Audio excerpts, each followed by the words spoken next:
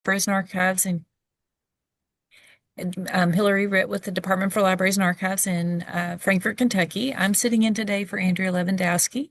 She is our main moderator. And so just sitting in for her today. We are pleased today to have Amanda Sweet. She's going to discuss Tech Ready with us, and digital skills are, I'll read a little bit about it. Digital skills are infused in every facet of life, from financial literacy to parenting and job skills. While hundreds of initiatives exist to help, resources are scattered to the winds, causing organizations to either lose opportunities or waste resources reinventing the wheel.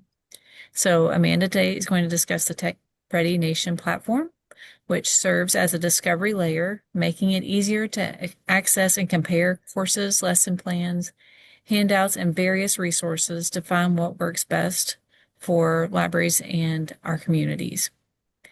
And she's also going to talk about, paired with the Digital Navigator training and service design support, the platform is designed to help provide direct patron access to high quality resources or accelerate the design of library services, which will expand the impact of the library on the community.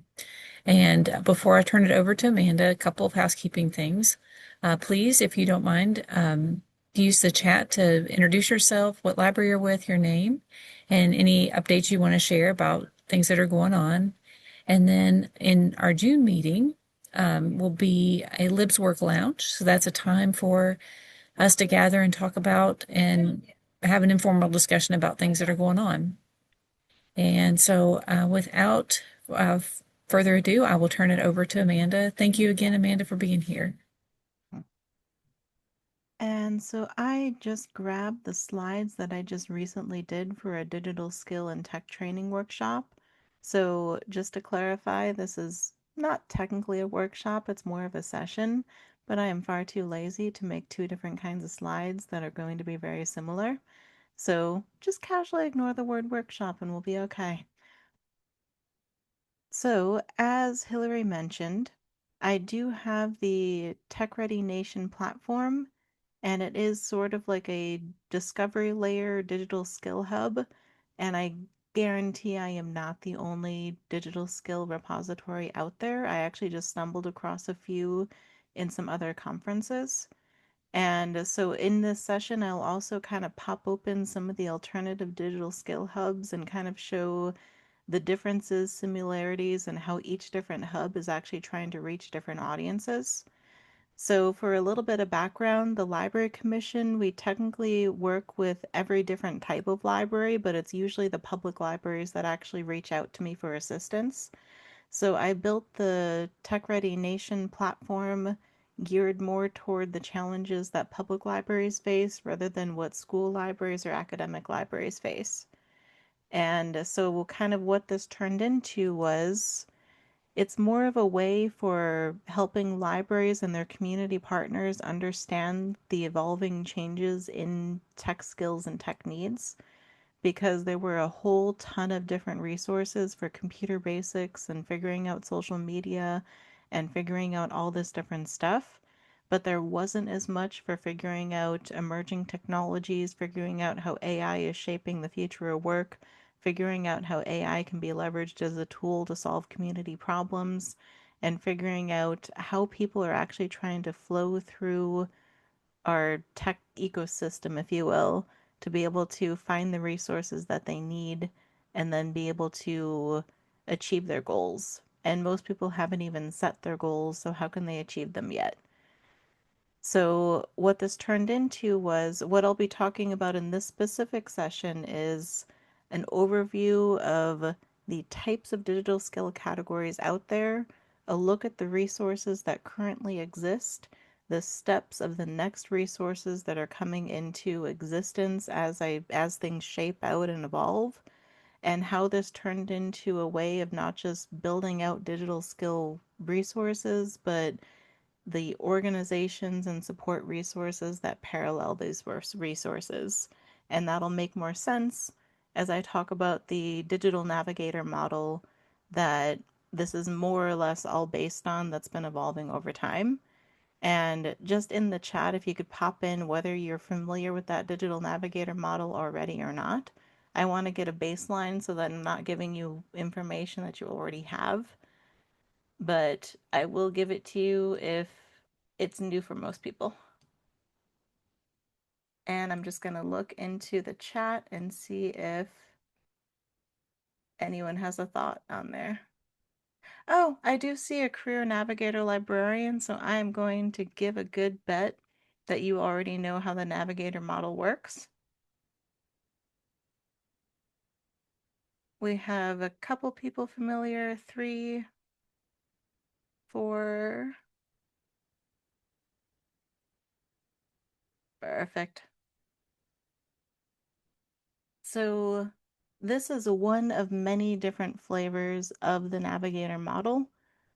And I guess just for the sake of it, I should give the brief overview blurb because there were a couple people that were semi-familiar but not fully.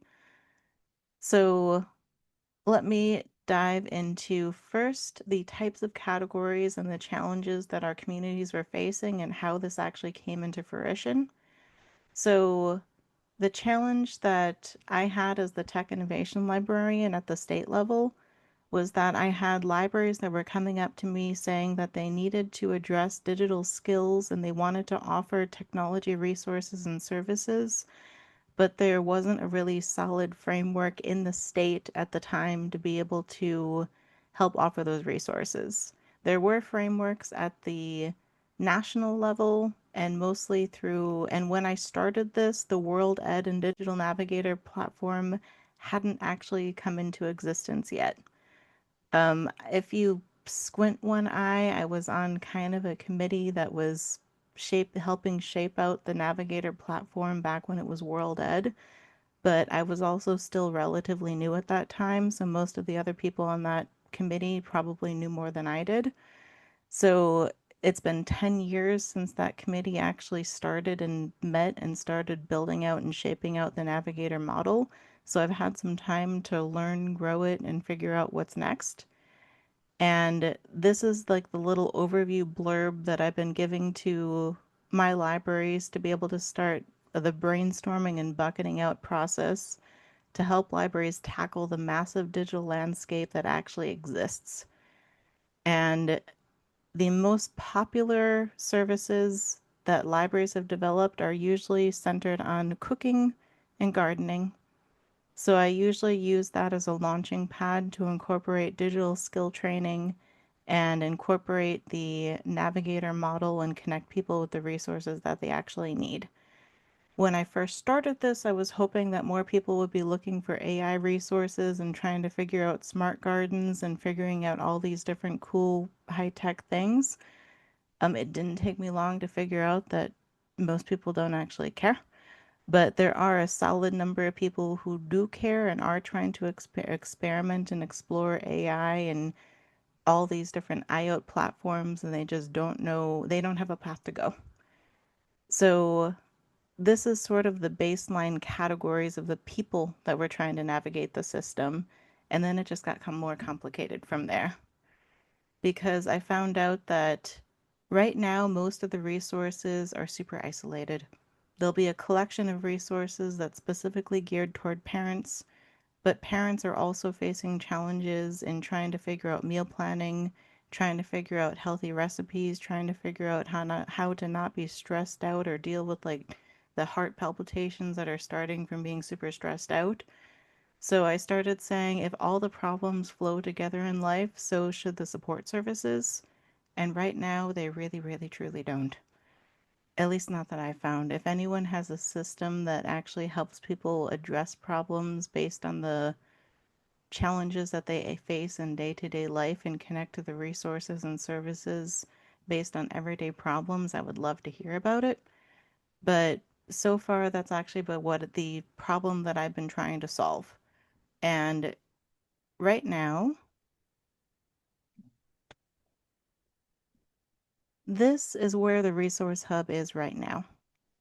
So right now it's bucketed out in the way that you would traditionally see it. So you would see it as health and wellness, you see it as the general categories. But The next phase of this is actually taking this hot mess of resources that's basically just kind of a hodgepodge based on categorized um, curriculum. And I took more of an academic leaning approach to starting out to gather the resources and identify which resources should actually be included. And so I looked at baseline competency skills, core competencies that have been gathered and researched by telehealth groups and by related groups. Then I started breaking down each different major category bucket into subcategories so that I would know that I'm collecting a resource that would actually represent each different solution and then, or each different topic category. So that would mean that the libraries and the community partners would have a curated resource that actually connects people to the skill topics that they actually need. The problem is that here is another one that does sort of a similar thing that I didn't know about when I was actually making this. But this one, let me try to get to. Oh, I'm trying to get to a similar, like the similar topic that they don't use it in exactly the same way, but it's similar. I just discovered this resource, so excuse me if I'm a little clunky in actually navigating it. But they actually use more of a severely academic leaning version of this, which is how can we break this down into the core competencies that actually relate back over to a specific curriculum and can be tied back into course offerings. So this resource is actually really amazing for educators, trainers, and people that have to work inside the confines of a curriculum. So you can go through and click on an actual resource and then find more or less related resources. So we accidentally wound up making this in similar ways because I wound up doing the core competencies and breaking it down by resource just because that's how instructional design and education actually works. And this one is similar. The difference is in how we actually source our resources because these are more or less crowdsourced and these are nationwide and in some cases actually global. So I found resources from the UK, I found resources from all over the place. And in some cases, it truly doesn't matter where the resource actually comes from. A computer is a computer. But in some cases, for actual resource navigations, it does help to be localized or at least regional or in the same state. So some of you might actually find that the Bridges toolkit is actually better for you, especially if you do work in a classroom setting or if you have to build curriculum. But I work in more of the Wild West. The public library and kind of just people walking in off the street trying to solve the everyday problems of life. They're just looking for something that's going to immediately solve their problem. They want to be able to walk in and say, I'm trying to set up my computer. Can you help me set it up for me? Or can you show me a step-by-step guided instruction that's going to help me do that? They don't need curriculum. They don't need they don't need to be able to build up skills to be able to achieve a goal. They just want to solve a specific problem. So that's what this is. And then the other side is that you're also, in most cases, at the state library and in most public libraries and regional library systems, there are problems that people can't just go to an online resource and find a solution because they actually need a real human being to help them walk through the process. And that's especially true if you're working with parents who are trying to figure out, they're trying to find the technology that's going to help them track child development. They want to be able to get an app and download it to be able to know what their baby's cry means. There's an app called Chatterbaby. The library or a community partner can now send people over to download that app called Chatterbaby, and that app has been trained with millions of different babies' cries, and then it's been programmed to be able to know, to kind of give a best guesstimate about what that cry actually means. Is the baby hungry? Is it fussy? What's the problem and what can the parent can do to actually solve that problem? And Chatterbaby now has a 90% plus accuracy rating.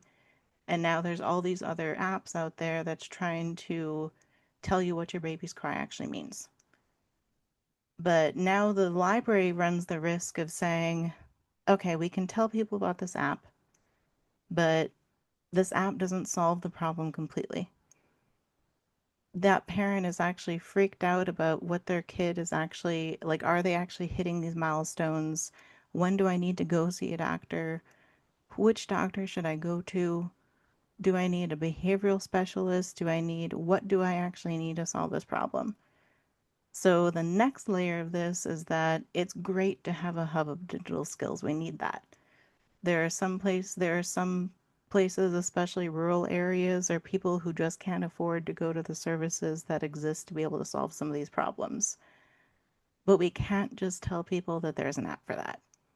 We actually have to send them over to the human beings, the behavioral specialist, the Department of Education, the DHHS, that's all going through the family literacy specialist, all these people that are putting a face to these solutions that can actually help people walk through the real problem. Because the app doesn't actually solve the functional problem that people walked into the library for, that they walked into the community hub for, that they walked into the space for. The real problem is that people want to be able to be guided by another human being. And right now, all the digital skill hubs and all the digital navigator resources and all this different stuff can't do that. A digital navigator resource is only designed to be, sometimes it'll solve a person's problem completely, but most of the time it won't. So, given that information, this is probably a good time to go into more or less my flavor of what a digital navigator is. And this, again, will almost definitely be familiar for the vast majority of you, but one tiny little layer of it might be new. So we'll see. So if you've seen the new Digital Navigator guide, it just came out in September of 2025. I updated some of these resources after that new guide came out because it was way more detailed than it was before. It's an evolving resource, but the general framework is that a digital navigator that's embedded into a library or community service can't do all the everything. Most of these organizations don't have the resources, don't have the time. It's not feasible to train library staff or any community partners in every problem under the sun, even though our communities are facing every problem under the sun. So most of the Navigator programs choose focus areas. The most common one that I've seen is probably job seeker, job search support. It's been education and training, figuring out how to get a GED. That's like one of the most popular focus areas that I've seen for a tech navigator. And then other navigators have been focused on specific problems. Some will be embedded into PTA groups. They might be focused on parents. They might be focused on figuring out the privacy and security that kids need when they're facing new and emerging technology. They're figuring out whether a kid should actually be spending any time in virtual reality or whether it is actually bad for eye development. They're figuring out what it actually looks like for a family to have an Amazon Alexa sitting in their living room and having people talk to it. And then how do you evaluate information when you're talking to a device and you can't actually read and double check everything? And will people actually read and double check everything if you're just talking into a little box in your living room? And some things you don't necessarily need to double check. The weather is usually a pretty safe thing to check using Alexa. I do it all the time. But when you're actually asking a reference question, Jenna, she does not always get it right. I played a little game of double checking the answers on my phone or using a database while I was asking, and then I had my nephew do the same thing. And Alexa, she's pretty good at using it trivia, but not always good at deep research. So the first step is just trying to figure out those focus areas. And then the challenge is that most communities actually need multiple navigator programs working in tandem. So most of the navigators that I've worked with, they've chosen their focus areas and then they said, this is what we do. But I work at the state level, so I look at the community as a whole and I say, you have a navigator program that tackles the job search, job seeker support, and then you have another one that focuses on GED training, and they do the proctored exams for the local community that can't actually make it into the local community college or into a traditional proctoring service. So you have those problems down. Now you have the parent groups, but the parent groups are so busy trying to focus on trying to solve other problems in life that those parent groups and PTA groups aren't trained as traditional navigators because they're not traditionally educators and they're not traditionally information professionals, and they don't have like a guiding overarching service that will introduce and guide this navigator process. So we wind up sending people over to PTA groups and parent groups and all these other groups, but they're not familiar with the navigator model. So they're solving the problem, but they don't have the connection to all the other resources and network services. And then if you look at all the different problems that a community faces at large, most communities don't actually have a navigator program to solve them all. So it's still patchy. So you might have, even if you have one for parent and job seeker, you're missing one from the 99 other problems that your community is facing. So if you have a navigator program, do you also have a network of navigators that's assessing out, do people actually have support getting through life? Can you send people over to a meal planning and nutrition program? If your library has a meal planning service or a meal planning workshop, at the end of that workshop, can you actually refer them over to local nutritionists? Can you refer them over to doctors and fitness programs and fitness apps and all this different stuff to be able to get them through their day? So that is the challenge I found with with choosing the focus areas and the design of the Navigator program on a community or a state level. On the individual or program level, it's awesome. But the next one is once you actually choose your focus area, are you choosing the right resources that will actually help people systemically solve the problem that they're walking in to solve? Or are you just training them to basically teach to the test? Are you saying, we have resources to do resume and cover letter support? We have resources to do these 20 different things. If these 20 different things don't solve that problem, that good luck. We can't do anything.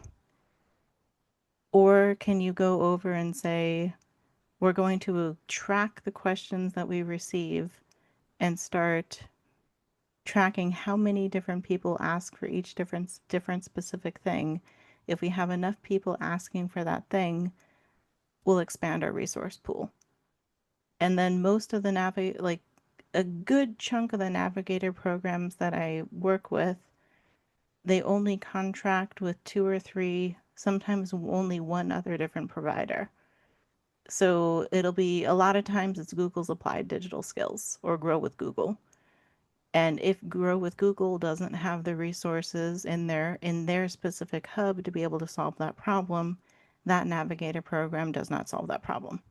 This happens a lot in community colleges. They'll contract with either North Star or Grow with Google, or they'll go with Microsoft or IBM, and then they'll be locked down to that training resource because either they paid for it or that was just easier to train because there was built-in training available.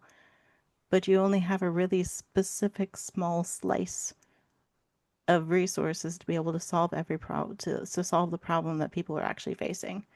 And then the people going into that service get frustrated because you market it as saying that you're going to be able to solve their problems, and job seekers solve their problems, and parenting support solve their problems, and whatever your focus area was. And you can't because you're limited by the resource that was actually available. So what I started doing was basically just diversifying the resource pool. I started aggregating the applied digital skills with Tech Life Unity with all these different sources, and then I used AI and different automation tools to be able to continually scan and update these resources. And it was just, if I tried to do it all manually, that just won't happen. So it was easier for me to use, I have a background in data science. So using that background, I was able to update and improve kind of the resource hub on the back end. Because otherwise I'd be still would be locked down to grow with Google or a single provider. So then the next challenge after that is that you have to figure out which service type is going to be the best thing that is going to solve the problem of the people walking through the door. So a good chunk of the Navigator programs, they also used pre-baked lesson plans and activities. So they would find a workshop template that was available online. And honestly, this is one of the better ways to do it. Using the pre-made stuff and customizing it or adapting it it's effective. If it ain't broke, don't fix it. But the problem is that there's more than just a workshop that is a lever that could be solving that problem. And so if you only are able to use a workshop or only able to use tech one-on-one services or only able to use the pre-baked canned programs that are out there, sometimes you're solving the problem, sometimes you're not.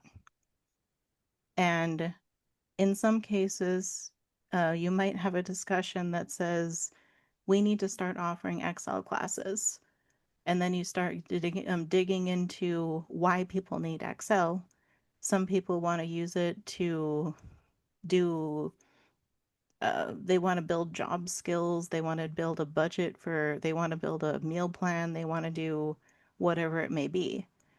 So now you have people that are coming into an Excel class for 20 different reasons, and they get the generic skills, but they really only they want to know how to do the thing they walked in the door to do.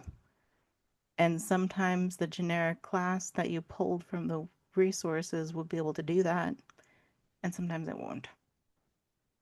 But sometimes you don't have enough people to be able to take a Excel class for meal planning or a separate Excel class for this and a separate Excel class for that. So that's why we lump them all into one. But what if we were to actually start saying, okay, instead of offering this specific Excel class at this specific time, and then we have to try to navigate the work schedules of the people who work second shift versus the people who work first shift versus the people who work third shift and the parents who just want to do it at midnight before they go crawl in bed. And what if we start offering this as a hybrid course so that you can take an online course that's offered through Coursera, but then if you run into problems, you can either you can ask the people on the Coursera platform, or you can reach out to a support line that's through the library or through whatever organization you're with. So what if we can offer the resource that they need because there's already Coursera courses to be able to build a resume with Google Docs, and there's applied digital skill courses that can build a meal plan with Google Docs. And then there's a different Grow with Google course that can, I don't know why Google can't just put all their courses in one spot, but they just don't do it. But there are all these courses that already exist, and every time there's a Google Doc class, there's also an equivalent Microsoft Word class, and each person has their own preferred um, way of doing it. And then if people don't have either one, they're going to be looking at Libre because that's the free open source equivalent to Microsoft Word, which doesn't have the same capabilities, but sometimes people trust it more because people are starting to trust big tech less. So, how do we solve that problem of being able to accelerate the service design based on solid resources? And that turned into basically leveraging AI. So, if you were to go into, I use Perplexity a lot. So, if you haven't been experimenting with Perplexity or another AI tool, and you can start.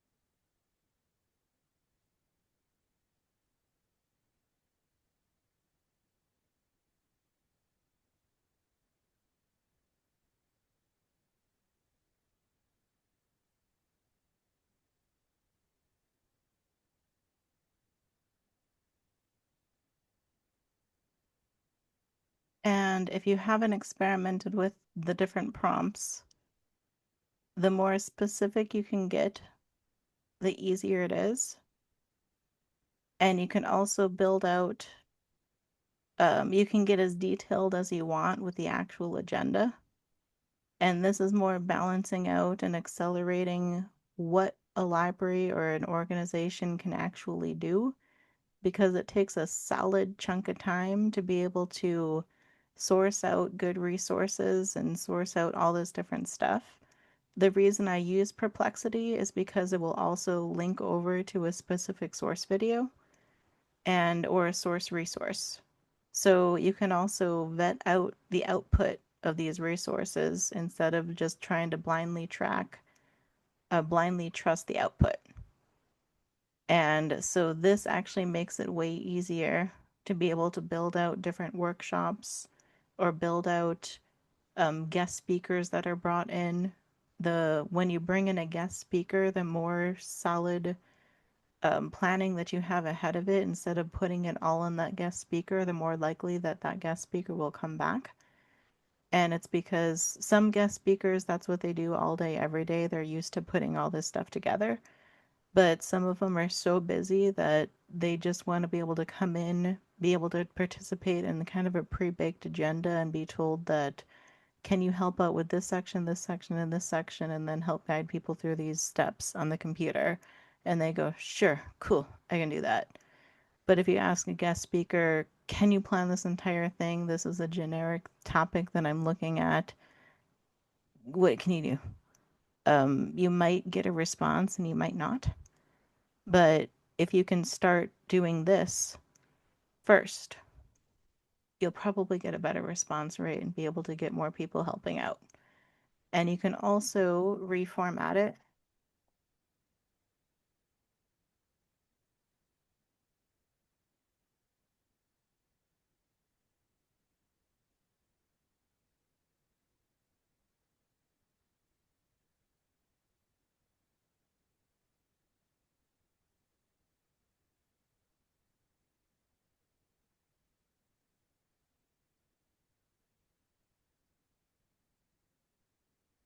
And you can also reformat it based on the format that you are used to doing. So, and then you can go through and download this and then customize it in the way that works for you. So, most of the libraries and community partners that I work with wind up using this as a baseline, and then they wind up exporting it and you can download it as a CSV or copy the table and paste it. And you can also use this as kind of a research guideline to be able to find vetted information. And I also started taking on the back end of this is a resource hub that has right now it's at about 550 resources because I just had to reshuffle some of them because GCF Global went down and I had to find alternative sources.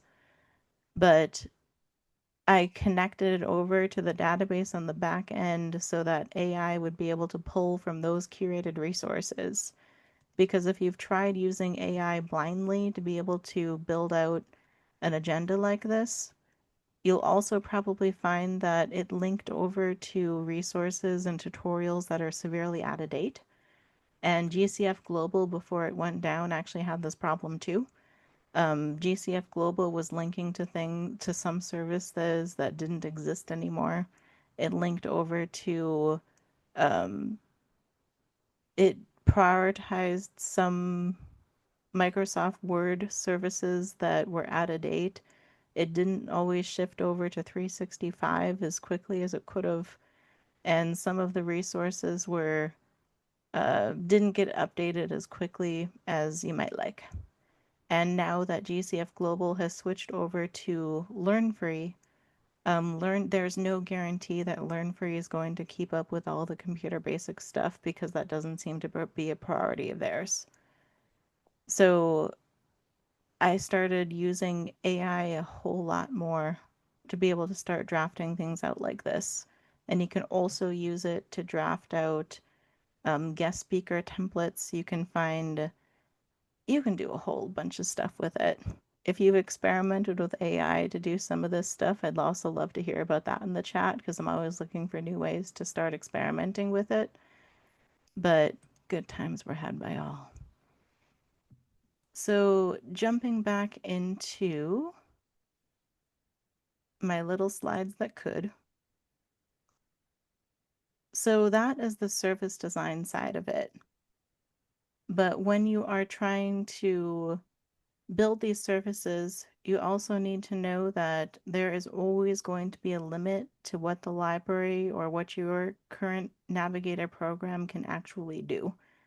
So, I won't say 9 times out of 10 because that's probably not true, but a good number of times you'll wind up referring people over to a support organization. So, part of that training for a navigator actually needs to be who can we send people over to get additional support? And do we have a warm referral relationship with that organization? Or do we even need one? Or do we just need to know who to send people over to? So, what happens a lot that I've noticed, and it's even happened to me quite a few times, is that someone will walk into the library or wherever you are. They'll say, I need help with setting the privacy security guidelines on social media for my kid. And you're able to do quite a bit of it because there's already pre-existing privacy security guidelines that you can either point them to or support them with. But then they start asking, I also need to build out a meal plan. And then that's where you get lost.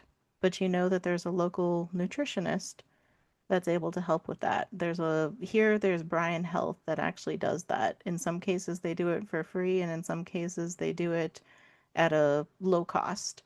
And that was the service the hospital built because they wanted to do prevention before people actually have to go into the hospital and start stressing their systems. But the problem is that if you just verbally refer people over to a support organization, people have no idea what phrasing to use when they're actually drafting out an email or sending out or calling someone and they don't know how to actually frame the question to ask for help. And if they don't know how to frame the question, they either won't do it or they'll frame it in a weird way and not get a response. So that's actually happened quite a few times in trying to actually do that referral from the service that people take over to connecting people to a support organization. And the secondary challenge that has come up is that the navigator does not always know exactly which organization to send people to because we can't expect it to know everything. So, what this portal started to evolve into is I started ecosystem mapping and started mapping the organizations that are dealing with telehealth and in what ways. Because when you start sending people over to a support resource and that resource doesn't actually do what you thought it did, they stop trusting you as a navigator and they also don't get help with the problem that they need. And they won't come back because you sent them down the wrong path. If you've already helped them in many other ways, then maybe that won't matter as much and they'll say, this wasn't quite right. Can you try again? But some people will do that and some people won't. So it's easier to actually have a vetted out database of who's actually doing all this different stuff. In some categories, that's easier. In some cases, it's not. There might not always be a local person that's going to be able to answer questions or provide additional support about things like social media, but there will be about health and wellness and the specific subtopics that are within health and wellness. So that's something that has started to be helpful, but it's also really time and labor intensive. It builds a better program, but it's also hard to do. So, are there any organizations out there that already map out some of these support organizations?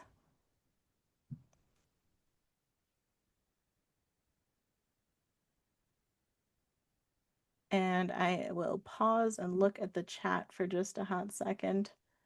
But if nothing pops in, then I'm going to assume that either you don't or you're just eating a sandwich or something. It is a toss up, honestly. So I'm going to jump back up here and go into the emerging tech side. I also heart United Ways 211.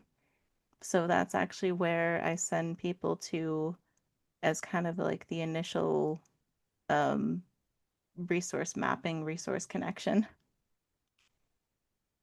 So where I had to start mapping, and they're really good at doing the like housing services, workforce services, the American Job Centers, but they don't have as much in the way of um, emerging tech support, entrepreneurial support, and innovation support. So the other side of the Tech Ready Hub is trying to help people wrap their heads around emerging technologies like AI and IoT and all this different stuff. So if you've heard about the AI literacy and tech literacy, I basically started building out AI literacy hubs and tech literacy hubs so that libraries and their community partners have a starting point. Because most of these communities are still learning AI, and libraries and their partners are learning AI alongside with them. So if you jump down into these are just basically primers. Most of the primers that you'll find out there focus on generative AI, but this one actually acknowledges that there's a world outside of generative AI. So there's also computer vision because AI is it basically uses a collection of examples and training resources to be able to help a computer mimic the senses of a human being. So you can also connect different sensors to a computer or to a robotic system or to whatever AI is embedded into so that it can better replicate what a human does. So, for example, computer vision is basically when you were to mount a camera onto the front of a robot, and then that robot takes in different images, and then you can train different machine learning models to be able to say, this is a human face. If you detect a human face, you should stop moving. And you can also train it to detect different screw types and different objects that would be like on a manufacturing floor. There's a really cool agriculture case where they use computer vision to identify which cucumbers were moldy, which ones are curved in different ways, which ones are straight, and then build a cucumber sorting system based on a computer vision model that it's basically all connected into a webcam and a computer. And then there's like a little robot arm that shoves it in different ways. So there's all these different ways that AI is being embedded into our everyday life. And this starts to kind of build a primer to be able to help people understand the different ways that AI is being used and how. And then once you have the basic understanding, you can start exploring how this is actually being used in real life. And this is just a stupid, easy article video. Start exploring it. Libraries have embedded this into makerspace programming. They've showed a video of drone amplified and how that works before they did a drone program back when DGI Tello EDU was actually still being manufactured. Now it's more co-drone that's being put out there, even though it's tiny and will get blown out by a stiff wind, but whatever. But you can start exploring through these to actually find out the tangibles of what AI actually looks like. And then you can start going through and finding lesson plans and activities based on the age level. So this goes all the way up through early education through adult. And then you can also start exploring how AI is going to be either helping or destroying the world and what we can do about that. And so this kind of gives people a primer on what they should be paying attention to and all that hot mess of noise that is AI, and then start to figure out how the policy and regulation process actually works and how it's scattered to the winds at the federal, state, industry organization or an organization level and how it's different around the world, and start thinking about how people actually want to advocate or try to drive change in how AI policy works. And if you want to do that, you have to know how AI is actually regulated and how the policy structure and system works. And the rest of these are all more for career exploration. So, whether your library or a community partner is trying to find a career in AI or trying to build a team that would be used to design AI or AI adjacent tools, understanding the design and development process and then the team roles within that system is pretty important. And then diving into career exploration based on those team roles and finding career roadmaps that are related to each different one, and then you can sync these career exploration resources back into the activities and exploration as kind of like a wraparound activity so that when people find out about use Google's teachable machine to find out how computer vision and sorting works, then you can go through and circle back and say, this is how you can actually get a job doing that. This is how you can be a data engineer. This is how you can be a data scientist and all. Like, these are the careers that are actually shaping the future of what we're all going to be doing. And so I've got these for AI, and I've got these for right now, the pages are laid out for AI, data science, and IoT. I've also got the back end resources for robotics. I split out mixed reality into both virtual reality and augmented reality. I've got it for drones, and I should just call this drones, but the people that are in the drone industry get kind of finicky and want it to be called unmanned aerial systems, so I let them win. And there's all these different topics and all these technologies that kind of mix and match and flow together in different ways.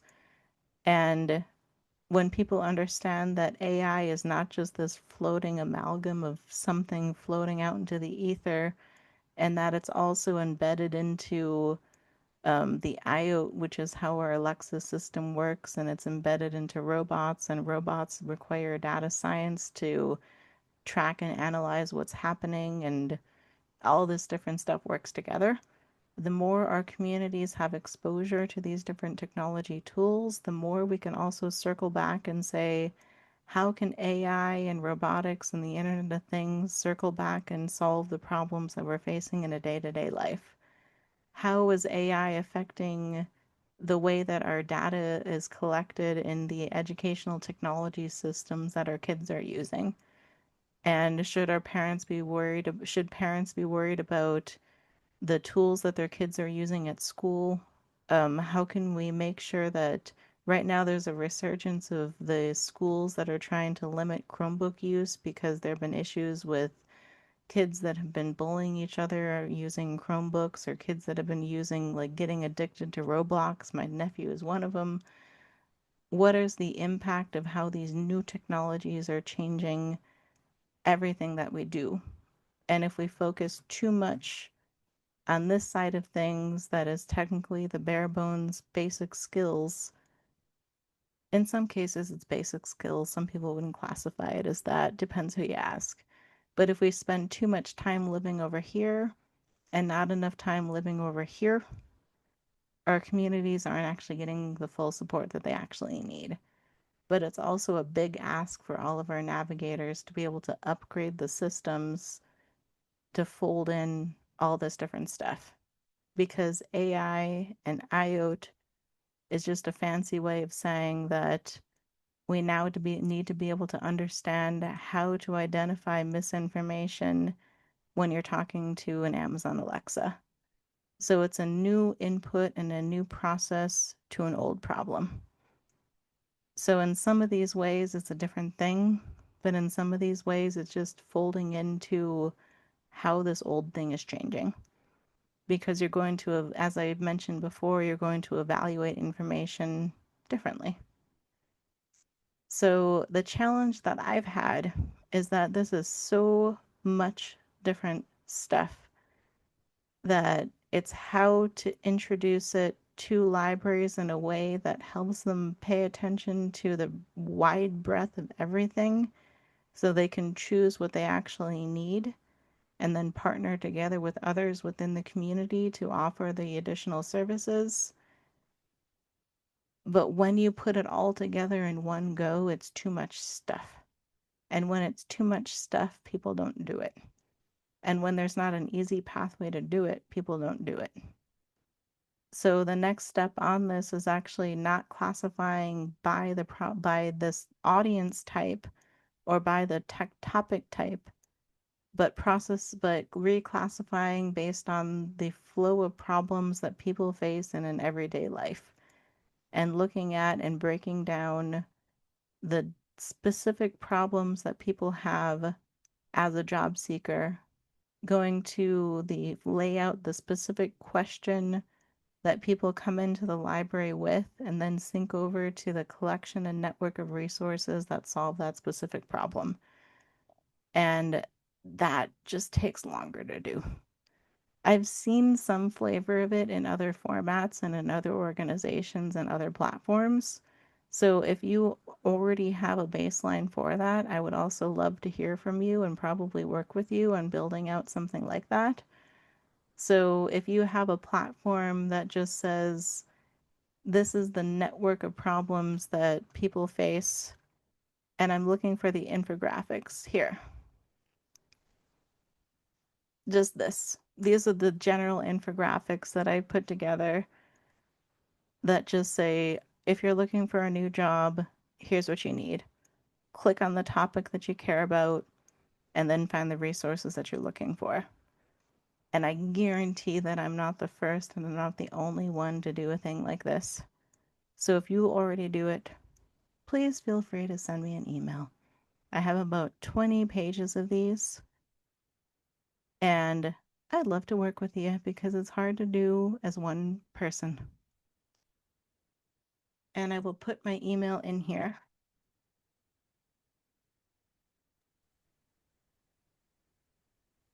Thank you, Amanda. And does anyone have any questions, comments, or a pressing desire to start working together on this as a little collective?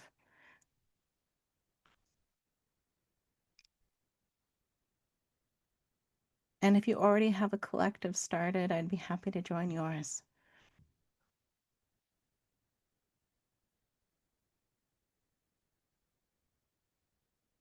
Yes, I can hear, I can share.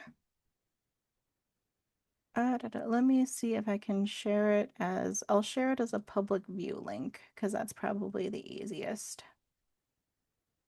And you may and may not be able to make it as a copy template and adjust it, but I haven't tested that.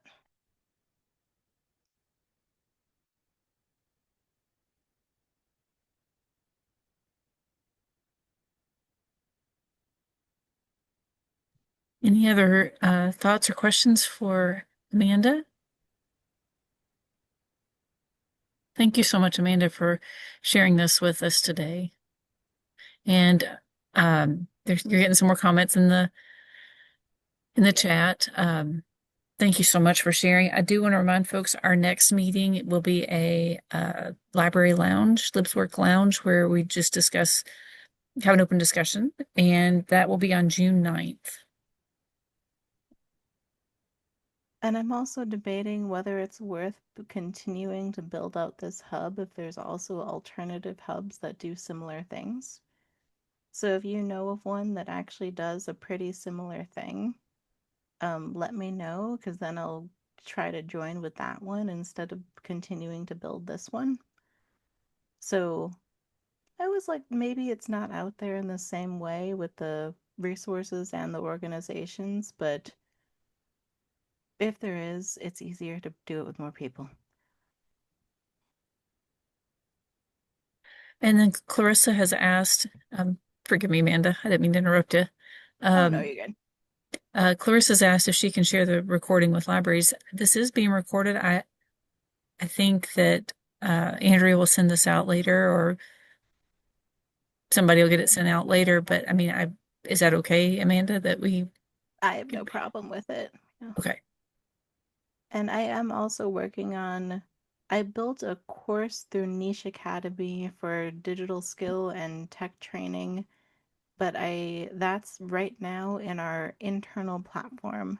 So if anyone would be interested in seeing a course for how to build out Navigator and tech training resources to meet a collection of community needs instead of just a little scattershot of different ones, you can put it in the chat and I'll look at prioritizing just putting a training on this website instead of in the other Niche Academy spot.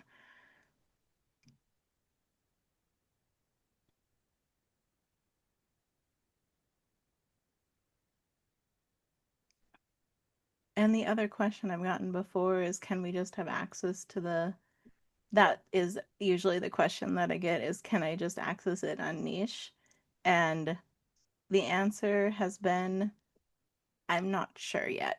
I have to find out or try to adjust our training policy, and it might be easier to just put it on the website. And I know Niche will do the public or the shared courses. Their platform allows it. I just am not sure how my agency wants to navigate that.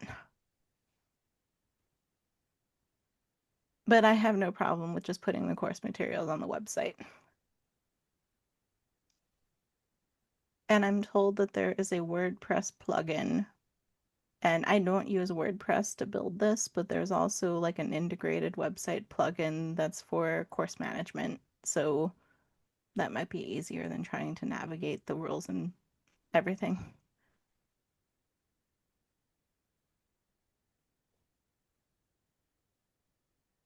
Well, thank you again. And Amanda, any other questions or comments for her? Thank you all so much for being here today. And Amanda, again, thank you for leading us through this and sharing your wealth of information and the work you've done. Thank you so much. I am told it is just a Of lot course of it is. stuff. But, helpful stuff, but a lot of stuff. No, thank you. Well, well done.